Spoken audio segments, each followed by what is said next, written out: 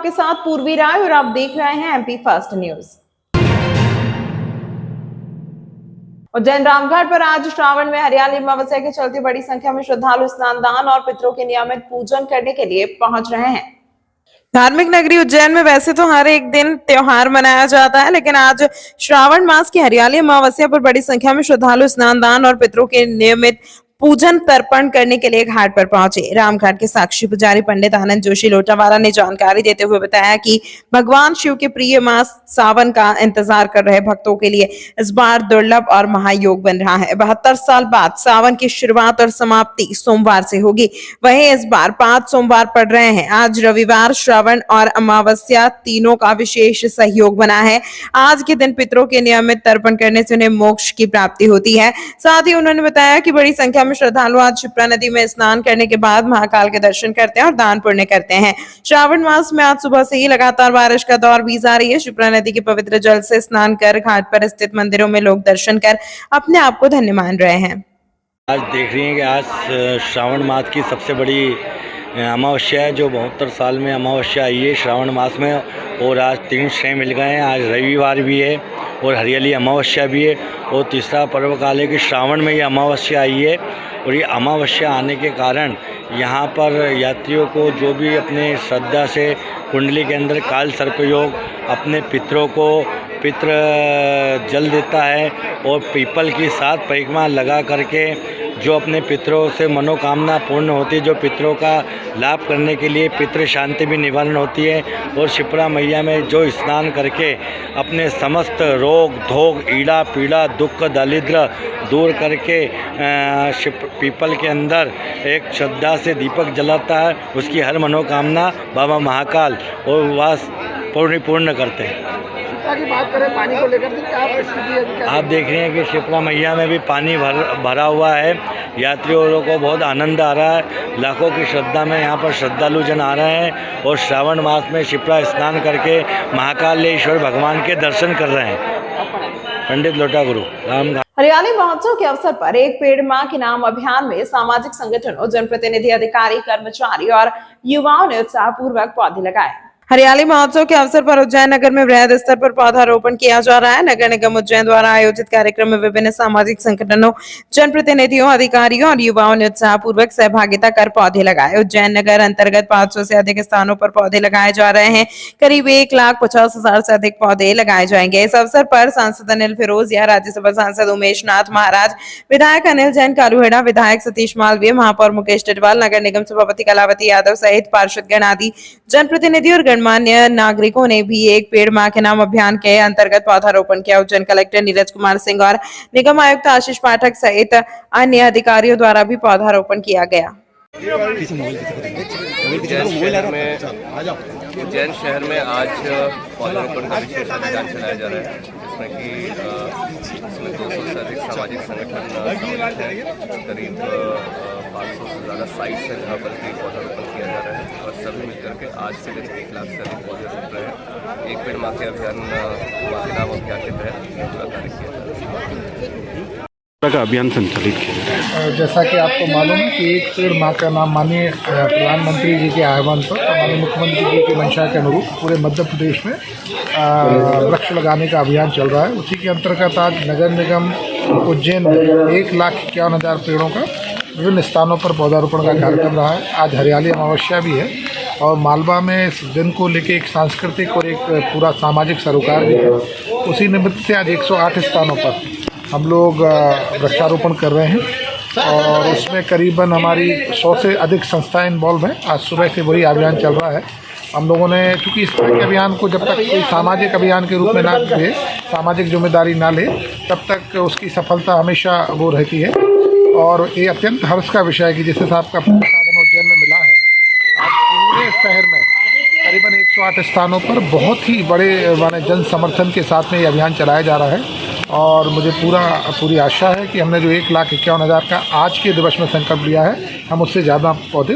बदमाशों ने एक दंपति को सीबीआई और दिल्ली पुलिस के नाम से डराकर डिजिटल अरेस्ट कर लाखों रुपए की डिमांड रखी, मगर उज्जैन एसपी प्रदीप शर्मा की तत्परता से नानाखेड़ा पुलिस ने समय रहते इनको फ्रॉड से बचा लिया। मगर उज्जैन एसपी प्रदीप शर्मा की तत्परता से नानाखेड़ा पुलिस ने समय रहते इनको फ्रॉड से बचा लिया। उज्जैन पुलिस ने एक बड़ी सफलता हासिल की है जब उन्होंने डिजिटल हाउस अरेस्ट में बंधक बनाए गए एक परिवार को बदमाशों के चंगुल से मुक्त कराया और लाखों रुपए का ट्रांजैक्शन करवाया। दरअसल यह घटना नानाखेड़ा थाना क्षेत्र में हुई, जहां तिरुपति हाइट्स में रहने वाले दिलीप बिल्डकॉन के मैनेजर मनीष दीक्षित को ऑनलाइन फ्रॉड करने वाले बदमाशों ने दिल्ली पुलिस और सीबीआई अधिकारी बनकर झूठे केस में फंसाकर गिरफ्तारी का डर दिखाया और डिजिटल हाउस अरेस्ट कर लिया था। पुलिस टीम की मौजूदगी में भी बदमाश मोबाइल लगाकर परिवार को प्रताड़ित कर रहे थे। जब नानाखेड़ा पुलिस ने सख्ती दिखाई तब जाकर उन्होंने दंपति को छोड़ा। इस सफलता के लिए एसपी प्रदीप शर्मा और उनकी टीम की प्रशंसा की जा रही है। उनकी तत्परता और सूझबूझ से एक परिवार को बड़ी मुसीबत से बचाया गया। हम लोगों ने रिसेंट टाइम में एडवाइजरीज जारी करी हैं डिजिटल अरेस्ट को लेकर। हमारे यहाँ श्री मनीष दीक्षित ये एक बड़ी कंस्ट्रक्शन कंपनी में काम करते हैं, तिरुपति हाइट्स नानाखेड़ा में ये निवासरत हैं। आज इनको एक अननोन नंबर से फ़ोन आया और तरह तरह के इनको डराया गया, जिसमें मनी लॉन्ड्रिंग और ह्यूमन ट्रैफिकिंग जैसे आरोप इनके ऊपर लगाए गए और उनके बाद इनको कई तरह के फॉर्ज्ड नकली वारंट ऑफ अरेस्ट भेजे गए, कुछ जेएमएफसी मतलब जुडिशियल मजिस्ट्रेट की तरफ से, कुछ सीबीआई के नाम पर भेजे गए और इन्हें ये डराया गया कि अगर इन्होंने किसी भी प्रकार की कोई सूचना लीक करी तो तत्काल इनके घर टीम भेजकर इनको गिरफ्तार कर लिया जाएगा और उनसे कई लाखों रुपए के ट्रांजैक्शन की मांग की गई। इसी दौरान पुलिस को सूचना मिली कि एक घर में इस तरह से पति पत्नी बंद हैं। इनकी पत्नी ने इनफैक्ट गार्ड को मना किया कि किसी भी परिस्थिति में किसी को ऊपर ना आने दिया जाए। तो जब ये सूचना मिली तो तत्काल हमारी नानाखेड़ा पुलिस वहाँ पर पहुँची, इनका घर खुलवाया, इनसे बातचीत करी और इनको पूरी तरह से सिचुएशन क्लियर करी, जिसकी वजह से किसी भी प्रकार का कोई ट्रांजैक्शन नहीं हो पाया। मैं आप सभी से अनुरोध करना चाहूँगा कि इस तरह के कोई भी कॉल आए, कोई भी वारंट ऑफ अरेस्ट या किसी भी तरह की चीज़ आपको व्हाट्सएप या अन्य माध्यम से इलेक्ट्रॉनिकली भेजी जाए तो तत्काल अपने नियरेस्ट थाने में संपर्क करें। किसी प्रकार का कोई भी ट्रांजैक्शन किसी भी दबाव में ना करें। उज्जैन में रविवार को सुबह से ही आसमान में काले बादलों का घेरा लगा हुआ था। इस दौरान हल्की बारिश के दौरान बाद करीब 10:30 बजे से तेज बारिश शुरू हो गई।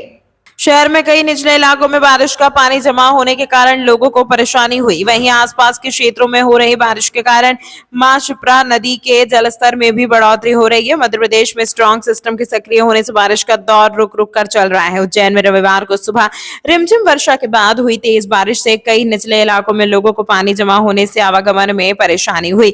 शिप्रा पर रामघाट चौकी प्रभारी ईश्वर लाल चौधरी ने बताया कि देवास और इंदौर जिलों में बारिश होने के कारण रविवार को सुबह शिप्रा नदी का जल स्तर बढ़ने लगा। अमावस्या का स्नान पर्व होने से श्रद्धालुओं को नदी में नहीं जाने दिया जा रहा है। वैधशाला के अधीक्षक डॉक्टर आरपी गुप्ता के अनुसार एमपी में बारिश का स्ट्रॉन्ग सिस्टम सक्रिय होने के कारण तेज और रिमझिम बारिश का दौर शाम तक जारी रह सकता है। श्री राम मंदिर अयोध्या ट्रस्ट के सदस्य युग पुरुष परमानंद गिरी महाराज चार धाम मंदिर पहुंचे, जहां उन्होंने अपने प्रवचन में भक्तों को मोक्ष के मार्ग की ओर ले जाने की राह दिखाई। उज्जैन चार धाम मंदिर में गुरु पूर्णिमा महोत्सव मनाया जा रहा है। उज्जैन चारधाम मंदिर में गुरु पूर्णिमा महोत्सव मनाया जा रहा है। इस दौरान राम मंदिर ट्रस्ट के सदस्य और महामंडलेश्वर परमानंद गिरी महाराज पहुंचे, जिन्होंने अपने प्रवचन के दौरान भक्तों को मोक्ष का मार्ग दिखाने का प्रयास किया। उन्होंने कहा कि स्वर्ग और नरक के अलावा एक और मार्ग सनातन धर्म में निहित है, जो स्वर्ग नरक के संबंध से मुक्त अपवर्ग मोक्ष का मार्ग है। उन्होंने कहा कि मजहब के नाम पर कुछ काल्पनिक दुनिया है, जहाँ तिलिस्म है, जहाँ सिर्फ नरक स्वर्ग की चर्चा ही होती है। प्रवचन सुनने के लिए बड़ी संख्या में श्रद्धालुगण चार धाम मंदिर पहुंचे और इस दौरान राज्यसभा सदस्य उमेश नाथ महाराज, शहर के कई गणमान्य जनप्रतिनिधि परमानंद महाराज का आशीर्वाद देने पहुंचे। इसके बाद सुरेश आहूजा, संजय पाटिल, राकेश उपाध्याय सहित बड़ी संख्या में भक्तों ने पूजन किया। मीडिया प्रवक्ता राजेश करे ने बताया कि गुरुदेव आज सुबह इंदौर के लिए रवाना हुए। पूज्य महाराज श्री का एक ही विषय रहा है, अध्यात्म और सामाजिक कल्याण के विषय में गुरुदेव ने पूरा जीवन लगाया है। तो आज गुरु पूर्णिमा महोत्सव के क्रम में गुरुदेव का आगमन महाकालेश्वर भगवान की सवंतिका नगरी में हुआ है। तो इस सवंतिका नगरी में सैकड़ों की संख्या में उपस्थित भक्तों को आध्यात्मिक चेतना से जागृत करने का पावन प्रवचन चल रहा है। कैसे ये मानव दुख से मुक्त हो, दुख से मुक्त होने का मंत्र है एक तरह का ये प्रवचन। चूँकि मन के दुख से मुक्त होने के लिए गाड़ी नहीं चाहिए, मन के दुख से मुक्त होने के लिए और कोई साधन नहीं चाहिए, कोई रिश्ता नहीं चाहिए। मन के दुख से मुक्त होने के लिए तो सत्संग ही चाहिए, एक सच्ची समझ चाहिए। शरीर का दुख हो तो रुपए से इलाज कराया जा सकता है, शरीर का कष्ट होता है तो अच्छी गाड़ी से कम कष्ट होगा, शरीर के कष्ट से तो साधनों से बचा जा सकता है, पर मन का दुख तो आध्यात्मिक चेतना को बिना जगाए बच नहीं सकता ये मानो। इसलिए आध्यात्मिक चेतना की जागृति का ये अनुष्ठान है जिसको आप देख रहे हैं। राजनीतिक दल में अभी आपने देखा सत्यनारायण जटिया भी आए हैं, पूर्व राज्य मंत्री के रूप में अशोक प्रजापति भी हैं। अभी आपने देखा MP के हमारे उज्जैन के ही संत हैं, गुरुवत भाव रखते हैं गुरुदेव के प्रति, उमेश नाथ योगी जी जो राज्यसभा सदस्य बने हैं वो भी आए और गुरुदेव से मिलकर के अभी गए हैं। तो गुरुदेव का हिस्सा मैंने कहा ना, राष्ट्र और अध्यात्म, राष्ट्र के लिए जब जब ज़रूरत पड़ी है, राम मंदिर आंदोलन से लेकर आज तक जब भी कोई राष्ट्र की चेतना की जागृति की आवश्यकता पड़ी है तो गुरुदेव ने उसके लिए आंदोलन किए हैं, जेल भी गए हैं। और राम जन्मभूमि के मुक्ति आंदोलन के प्रखर वक्ताओं में से एक हैं गुरुदेव, और आज गुरुदेव राम जन्मभूमि के ट्रस्टी भी हैं। तो पूज्य महाराज श्री का दो ही वर्ग हैं, एक है राष्ट्र की सुरक्षा और दूसरा आध्यात्मिक जागृति। मैं महामंडलेश्वर स्वामी ज्योतिर्मय के रूप में जानते हैं। मैं पूज्य महाराज श्री का संत परंपरा से उत्तराधिकारी हूँ और मेरा एड्रेस हरिद्वार। देवास रोड स्थित पुलिस सामुदायिक भवन में उज्जैन पुलिस पेंशन संघ द्वारा श्रवण महोत्सव कार्यक्रम का आयोजन किया गया। कार्यक्रम की शुरुआत से पहले पेंशनर संघ के अध्यक्ष प्रमोद सिंह भदौरिया एवं अतिथियों ने माता सरस्वती के छायाचित्र पर माल्यार्पण किया। कार्यक्रम की शुरुआत से पहले पेंशनर संघ ने अध्यक्ष प्रमोद सिंह भदौरिया एवं अतिथियों के माता सरस्वती के छायाचित्र पर माल्यार्पण किया, जिसमें पुलिस पेंशन के सैकड़ों सदस्य एकत्र हुए। मीडिया प्रभारी अखिलेश तिवारी ने जानकारी देते हुए बताया कि श्रवण महोत्सव कार्यक्रम में मुख्य अतिथि के रूप में रिटायर्ड पुलिस महानिरीक्षक डॉक्टर रमन सिंह सिकरवार एवं विशेष अतिथि के रूप में श्री प्रवीण ठाकुर, श्री सुभेश दुबे, रिटायर्ड DSP अतिथि उपस्थित रहे। अध्यक्ष ने कार्यक्रम में आए अतिथियों का पुष्पमाला से स्वागत किया। इस दौरान मुख्य अतिथि ने श्री मान सिंह परमार द्वारा लिखी गई पुस्तक प्रेरणा बोध एवं डॉक्टर सिसोदिया द्वारा लिखी हुई 4 पुस्तकों का विमोचन किया। अध्यक्ष ने कहा कि शासन द्वारा पेंशनरों की लगातार अवहेलना की जा रही है। पेंशनरों की किसी भी मांग को शासन द्वारा नहीं माना जा रहा है। यदि शासन द्वारा मांगों को नहीं माना गया तो उग्र आंदोलन किया जाएगा। कार्यक्रम का संचालन श्री उपेंद्र सिंह सहगल ने किया एवं आभार शिवदयाल दोहरे ने माना। इस मौके पर श्री AR नेगी, श्री RK राय, श्री मान सिंह परमार, श्री प्रशांत मुकदम, श्री अजीत तिवारी, श्री कुलवंत जोशी, संगठन के पदाधिकारी श्री योगेंद्र सिंह सरेगर, रमेश नरेश यादव, जितेंद्र सिंह राठौर, जगदेव सिंह सैगर, राम सहाय पचौरी आदि सैकड़ों सदस्य उपस्थित रहे। बाद में सभी सदस्यों ने सामूहिक रूप से स्वरुचि भोज का आनंद लिया। हमारे पेंशनर संघ सब एकत्रित होकर एक मीटिंग रखी गई और उसमें कई कार्यक्रम हुए तथा हमारे पेंशनर की तरफ से इसमें जो नाराज़गी व्यक्त की गई है, जो शासन जो हमारी मांगे हैं पेंशनरों की वो पूर्ति नहीं कर रहा है, वो वरिष्ठ नागरिकों का ध्यान नहीं दिया जा रहा है, उस पर भी नाराज़गी व्यक्त की गई है। तो मैं उसकी भी सरकार से वो करूँगा कि हमारी मांगों को भी ध्यान दें। प्रमोद सिंह भदौरिया, अध्यक्ष पेंशनर संघ उज्जैन। मान सिंह परमार जी और डॉक्टर सिसोदिया जी की पुस्तक का विमोचन था और पुलिस सेवा संघ के द्वारा ये कार्यक्रम आयोजित किया गया। हमेशा ही जब से गठन हुआ है तब से हम लोग इसमें एकत्र होते रहे हैं। इस कार्यक्रम के माध्यम से हम लोगों की जो भी सेवानव संघ की समस्याएं हैं उनके बारे में जानते हैं और एक दूसरे के सुख दुख को बांटते हैं, जो भी आगे बढ़ें और समाज में अपना योगदान दे सकें, इसी के लिए आज ये कार्यक्रम आयोजित किया गया है। पुस्तकों का विमोचन भी किया आपके द्वारा, आज 2 पुस्तकों का विमोचन भी किया है। हाँ, आज 5 पुस्तकों का विमोचन था। 4 पुस्तकें डॉक्टर सिसोदिया जी की थीं और 1 पुस्तक मान सिंह परमार जी का था। उनकी जो 50 कविताओं का विमोचन था और उनके डॉक्टर सिसोदिया जी के द्वारा 4 पुस्तकें जो विभिन्न जीवन के पहलुओं पर लिखी गई, उनका विमोचन किया गया।